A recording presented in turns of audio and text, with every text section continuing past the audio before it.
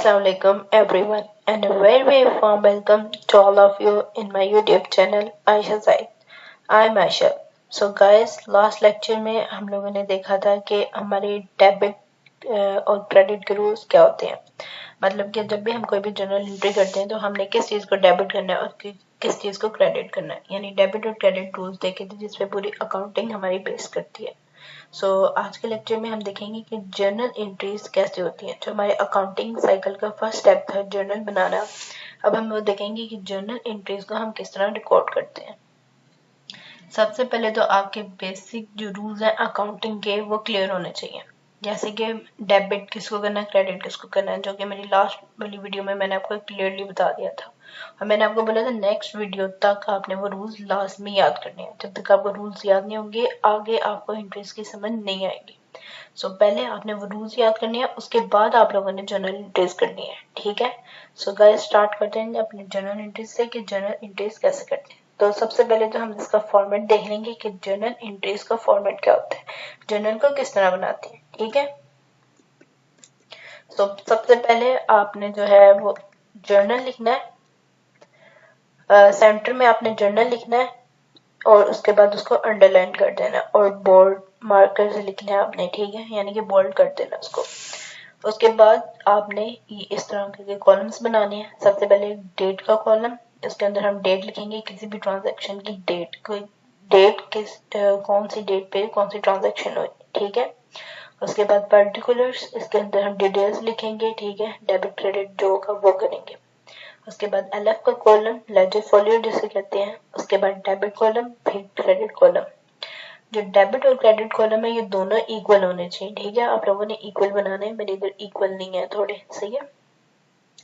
अब सबसे पहले डेट में मैंने आपको बता दिया कि आपने डेट लिखनी है।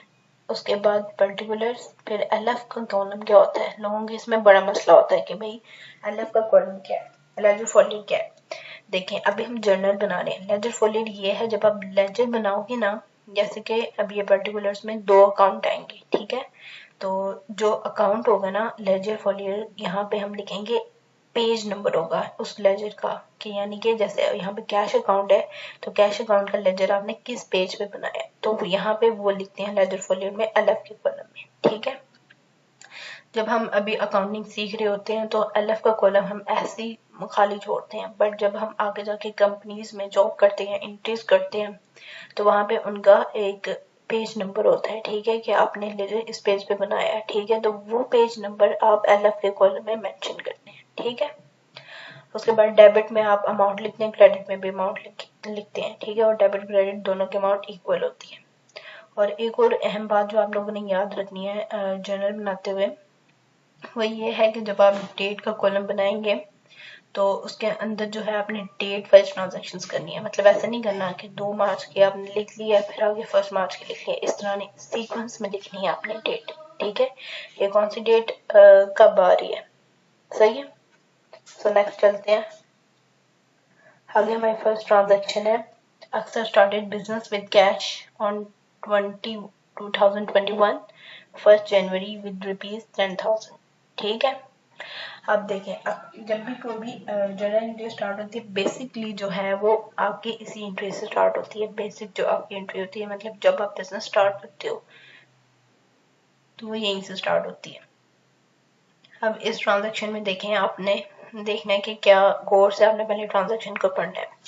अक्सर ने क्या किया, बिजनेस स्टार्ट किया, किसके साथ स्टार्ट किया, विद कैश, कैश के साथ स्टार्ट किया। पहली बात हमें क्लियर होगी कि इसमें आएगा कैश अकाउंट। और जब भी हम कोई बिजनेस स्टार्ट करते हैं तो इसकी क्या एंट्री होती है, कैश और कैपिटल अकाउंट, ठीक है। ये आपने हमेशा याद रखना, जब भी आप बिजनेस स्टार्ट करते हो तो हमेशा आपका कैश और कैपिटल इन्वॉल्व होता है। कैश की तो चलो भाई समझ आ गई कि भाई कैश से बिजनेस स्टार्ट किया है, पर कैपिटल क्यों, कैपिटल इसलिए, कैपिटल क्या होता है, अगर आपने पिछली वाली वीडियो में के एलिमेंट्स में मैंने आपको बताया, कैपिटल बेसिकली आपका कोई भी आप एक कह लो इन्वेस्टमेंट होती है, ठीक है, वो आपकी कैश की फॉर्म में भी हो सकती है और आपकी किसी और फॉर्म में भी हो सकती है, मतलब कि फर्नीचर, एसेट्स, कुछ भी आप इन्वेस्ट कर सकते हो, ठीक है।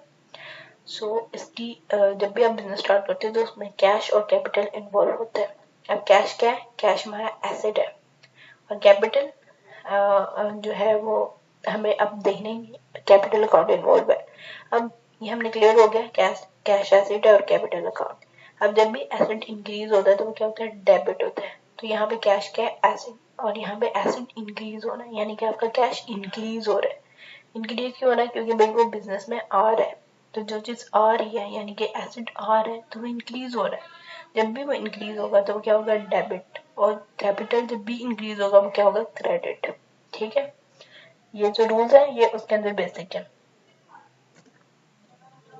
तो जनरल एंट्री क्या होगी, कैश अकाउंट डेबिट और टू कैपिटल अकाउंट क्रेडिट।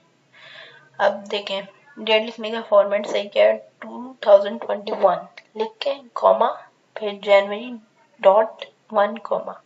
अच्छा, यहाँ पे आप जनवरी अगर पूरा लिख रहे हो तो फिर फुल स्टॉप नहीं आएगा। अगर आप जो है मतलब कि शॉर्ट फॉर्म में लिख रहे हो तो फिर इसके अंदर जो है आपने जो है फुल स्टॉप डाल के फिर कॉमा लगाना है। ठीक है, उसके बाद कैश अकाउंट डेबिट और कैपिटल अकाउंट क्रेडिट हो जाएगा।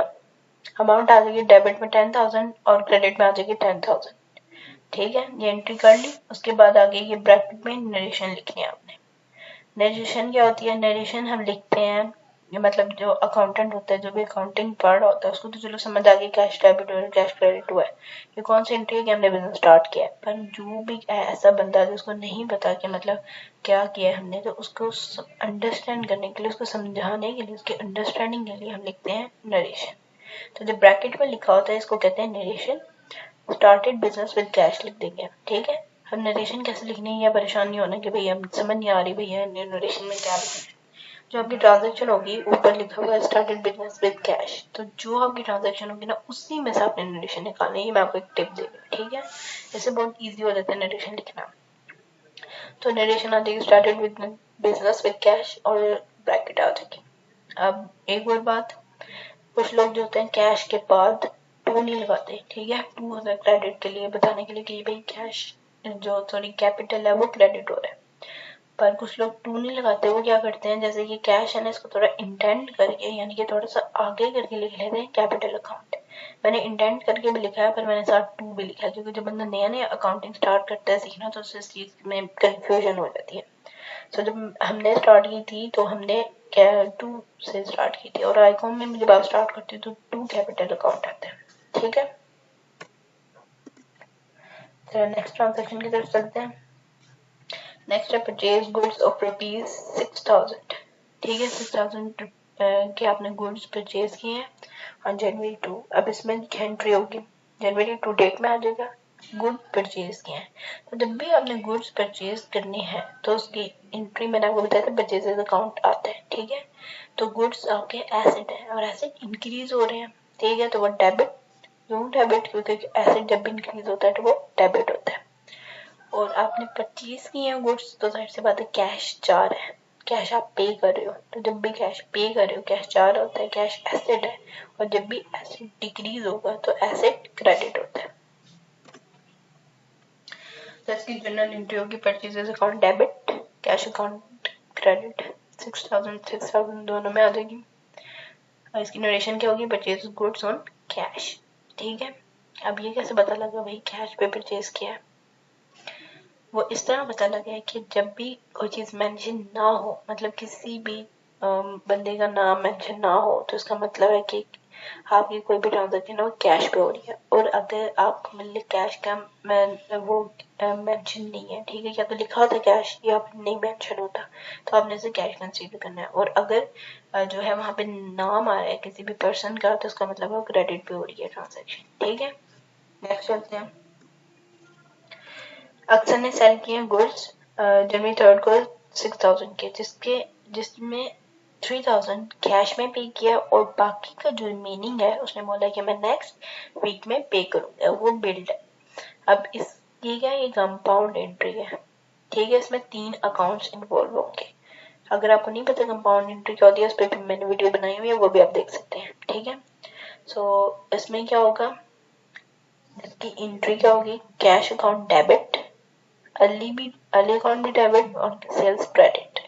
अब ये किस तरह हुआ भाई, देखें टोटल कितनी की हुई है, 6,000 के उसने गुड्स सेल किए हैं। ठीक हो गया, आगे उसने क्या किया 3000 जो है वो कैश में पे किया। तो कैश आप रिसीव कर रहे हो, अक्सर कैश रिसीव कर रही है तो कैश डेबिट हो जाएगा 3000 से और बाकी अली अकाउंट डेबिट हो जाएगा 3000 से। अब ये डेबिट क्यों है? क्योंकि अली अकाउंट हमारा डेटर है, ठीक है। डेटर कौन है? जिससे हमने पैसे रिसीव करने होते हैं, वो होता है हमारा डेटर। तो डेटर जब भी इंक्रीज होता है तो वो क्या होता है? वो डेबिट होता है। और डेटर क्या होता है? हमारा एसेट होता है। और एसेट जब भी इंक्रीज होता है तो क्या होता है? डेबिट होता है। डेटर का नहीं पता तो इस पे भी मैंने बनाई हुई है, ठीक है, वीडियो, वो भी आप देख सकते हैं। उसके बाद टू सेल्स अकाउंट, सेल्स की अगर सी बात, आपने गुड्स बेची है तो सेल्स अकाउंट, जब भी सेल्स इंक्रीज होती है तो क्या होती है? क्रेडिट। तो क्रेडिट हो जाएगी, कितने की गुड्स बेची है? 6000 की, तो 6000 एज इट इज आ जाएगा इसके अंदर, ठीक है। क्लियर हो गया? इतनी एंट्री कैश हम रिसीव करें, कैश डेबिट, जो हमने आगे रिसीव करना अकाउंट रिसीवेबल। अकाउंट रिसीवेबल की जगह नाम आ जाएगा या फिर डेटर, तो वो हमारा अकाउंट रिसीवेबल और डेटर दोनों एक ही चीज है, ठीक है। और अली अकाउंट हमारा डेबिट और सेल्स अकाउंट हमारा क्रेडिट 6000 से। नरेशन लिख देंगे sales of goods on cash and credit. Cash and credit क्यों? क्योंकि भाई कैश में हम पे रिसीव कर रहे हैं और बाकी उसने वादा किया कि वो नेक्स्ट पे करेगा, तो क्रेडिट हो गया भाई। तो इस वजह से क्रेडिट और सेल्स पे हम गुड्स अपने सेल कर रहे हैं।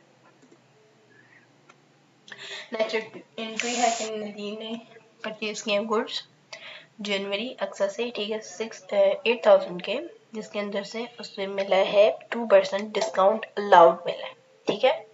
अब दो तरह के डिस्काउंट होते हैं, discount received and discount allowed, ठीक है। आपने जब इंट्रोड्यूस करनी है अपने बिजनेस के पॉइंट ऑफ व्यू से सोचना है, ठीक है।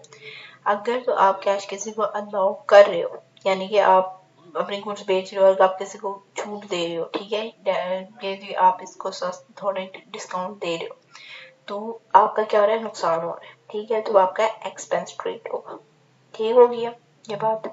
और अगर आप डिस्काउंट रिसीव कर रहे हो, ठीक है, आपको डिस्काउंट मिल रही है, तो आपको क्या हो रहा है? पैसे बच रहे हैं, तो वो आपकी इनकम हो रही है। ये बात याद रखें, डिस्काउंट अलाउड हमारे पास एक्सपेंस होता है और डिस्काउंट रिसीव्ड हमारे पास इनकम होती है। अच्छा, सबसे पहले डिस्काउंट निकाल लेते हैं। 8000 है, उस पर 2% डिस्काउंट है, तो 8000 मल्टीप्लाई बाई 2 डिवाइडेड बाई 100 कर देंगे, तो ये 160 हमारे पास आ जाएगा, ठीक है। उसके बाद हम ये देखेंगे नदीम ने कितना कैश पे करना है, तो अब 160 तो उसे डिस्काउंट मिल गया है, तो 160 उसने पे नहीं करना, तो जो टोटल अमाउंट है 8000 उसमें से सब्ट्रैक्ट कर देंगे, माइनस कर देंगे 160, तो हमें बस बाकी अमाउंट आ जाएगी, ठीक है, 7840 उसने पे करना है।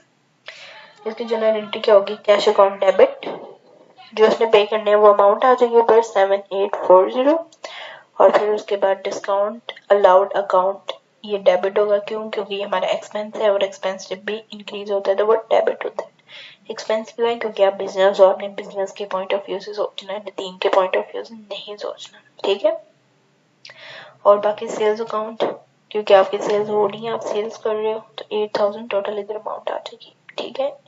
अगर 8000 नहीं, वैसे टोटल 8000 आ जाएगी, वरना आप इन दोनों का प्लस करके भी देख सकते हैं कि यहाँ पे क्या अमाउंट आएगी। और दूसरी बात, ये डेबिट क्रेडिट दोनों साइड आपकी हमेशा बैलेंस होती है।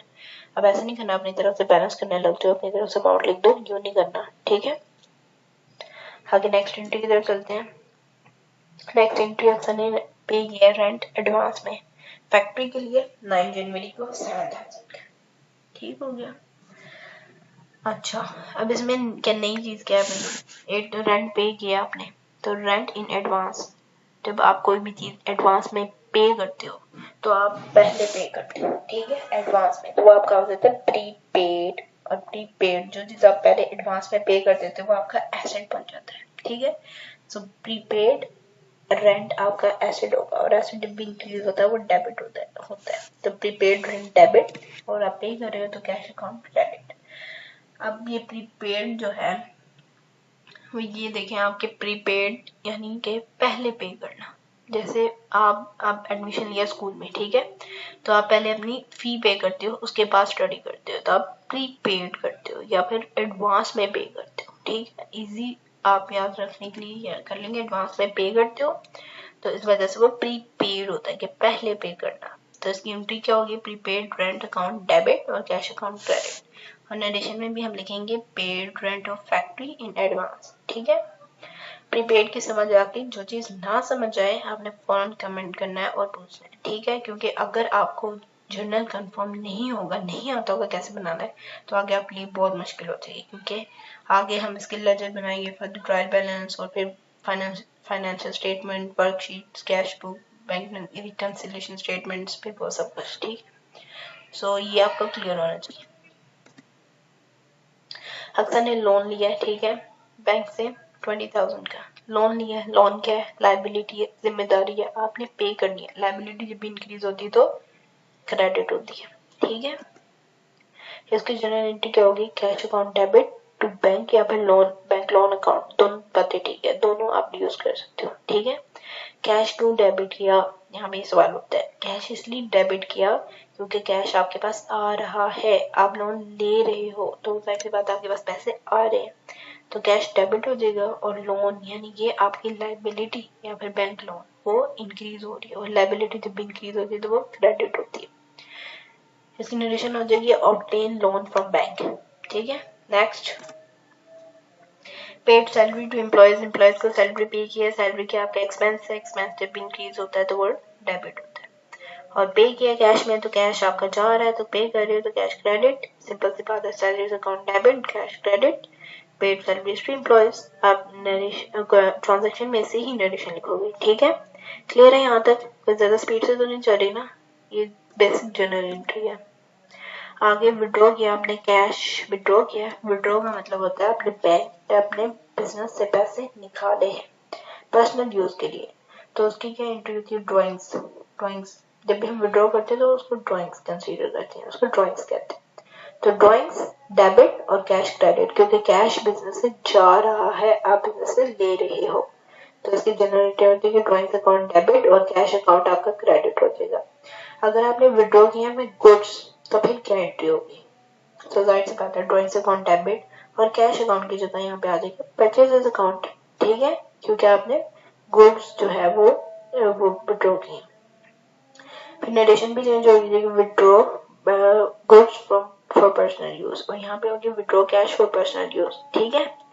बहुत सारे लोग ये मिस्टेक करते हैं, और पेपर में भी अक्सर औकात इस तरह होता है कि विड्रॉ कैश दोनों रटे लगाए देते हैं, cash drawings debit, cash credit, तो जब एंट्री को चेंज करके यहाँ पे गुड्स लिख देते हैं या कुछ और लिख देते हैं तो उन्हें समझ ही नहीं लगती है, और उन्होंने जो रटा लगाया हुआ एज इट इज लिख देते हैं बगैर ट्रांजेक्शन को पढ़े, तो उसमें बहुत मार्क्स कटते हैं। तो इस वजह से जब भी कोई ट्रांजेक्शन है आपने उसे गौर से पढ़ना है, उसको समझना है, देखना है कौन से दो अकाउंट्स इन्वॉल्व हैं, क्या इंक्रीज हो रहा है, क्या डिक्रीज हो रहा है, क्या डेबिट होगा, क्या क्रेडिट होगा, फिर आपने एंट्री करनी है, ठीक है। एंट्री करने के बाद आराम तसल्ली से अमाउंट लिखने के बाद फिर नरेशन लिखनी है, ठीक हो गया। नेक्स्ट एक्शन है परचेज के इन्वेंट्री या फिर स्टॉक कैप भी कह सकते हैं आप, 7,000 का आइडिया से, ठीक है। तो इसकी एंट्री क्या होगी? इन्वेंट्री या स्टॉक अकाउंट डेबिट और टू आयशा अकाउंट क्रेडिट। अब आयशा अकाउंट क्यों क्रेडिट हुआ भाई, यहाँ पे कैश क्यों नहीं आया? अब देखें, आपने स्टॉक लिया, स्टॉक क्या है आपका? एसेट, एसेट इंक्रीज हो रहा है तो एसेट डेबिट हो जाएगा, ठीक है, ये बात क्लियर है। आयशा अकाउंट क्यों आया भाई? आयशा इसलिए आया क्योंकि यहाँ पे कैश का मेंशन नहीं है, तो जब भी कैश का मेंशन ना हो तो इसका मतलब है आप आयशा से गुड परचेज कर रहे हो, यानी क्रेडिट पे ले रहे हो। मैंने आपको क्या बोला था? जहाँ पे नाम हो और कुछ भी मेंशन ना हो कि आपने कैश लिया है कि नहीं लिया, नाम लिखा हो खाली, तो इसका मतलब है कि आपने क्रेडिट पे लिया है। तो क्रेडिट पे जब भी आप लेते हो तो आपका क्रेडिटर जो होता है या अकाउंट्स पेएबल, ये दोनों की चीज है, ये दोनों इंक्रीज होती है, जब भी ये इंक्रीज होती हैं तो ये क्रेडिट होते हैं, ठीक हो गया।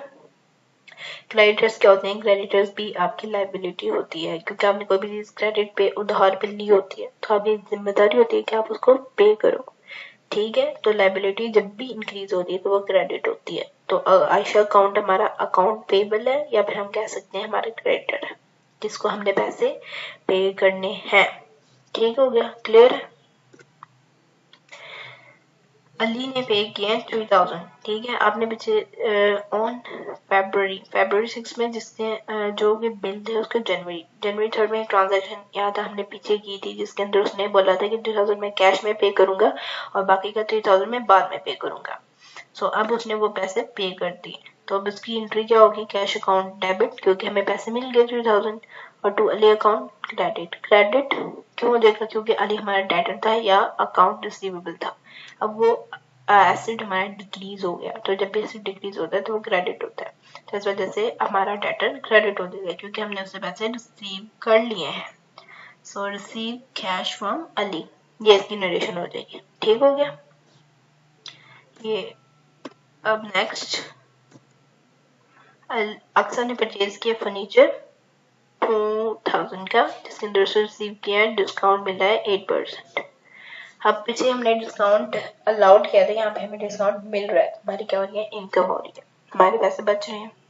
तो डिस्काउंट निकालेंगे सिंपल, जिस तरह वहां पे निकाली थी 8%, और फिर ये जो 160 है इसको माइनस कर देंगे 2000 से। ठीक है,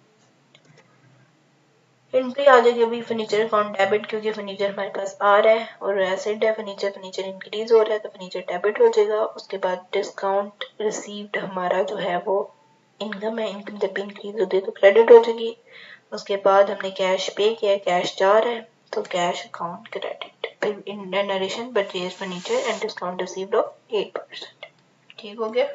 नेक्स्ट, अच्छा जी, अक्सर ने भी पे कर दिए, जो उसने क्रेडिट लिया था उधार पे ली थे आयशा से, वो उसने बिल पे कर दिए, विच ही हैज प्रीवियसली बिल्ड, यानी कि विच ही हैड बिल्ड प्रीवियसली, जो प्रीवियसली उसने बिल किया था, बिल था यानी उस पर उधार था।